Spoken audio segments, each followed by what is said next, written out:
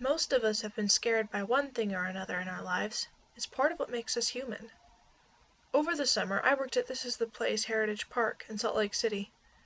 I got to dress up as a pioneer and tell people about the houses in the park. Most of the houses are close to 150 years old, and some of them are supposedly haunted. One of the houses that I worked at was one of these.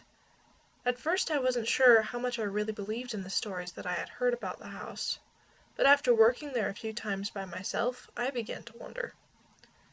It's funny how in old houses like that, it's fairly easy to tell who is walking through the house.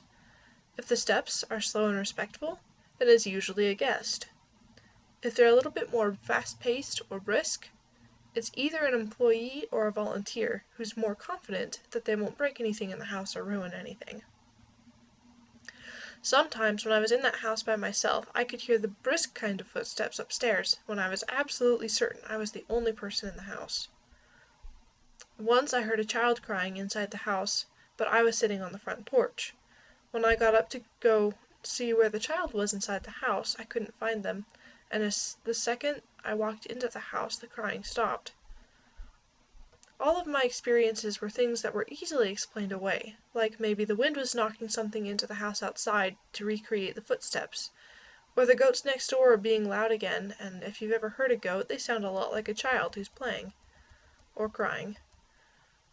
But even though I could explain things away, I started to get scared that maybe Lucy Andress, who was the original owner of the home, might be displeased with me for some reason that I was not aware of. I was afraid to work there alone, and even more afraid to go upstairs by myself. I've always had a vivid imagination, and it was very easy for me to imagine that Lucy was watching me and following me as I cleaned her house, particularly upstairs, which was always stuffy, and the ceilings were always low, and she could just have been lurking around any corner. And it didn't help that when I was at home in my unfinished, dark, and dingy basement, listening to Pandora, I always got the commercials for the new Poltergeist movie, and they'd spook me, and I'd go to work spooked. One day I realized that I couldn't let my fear control me.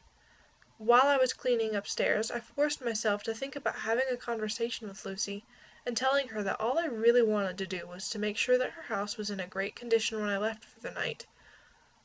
I began to think of us as friends, and since then I haven't really worried about facing Lucy Andress's wrath. Face your fears, and you can overcome even the most strange.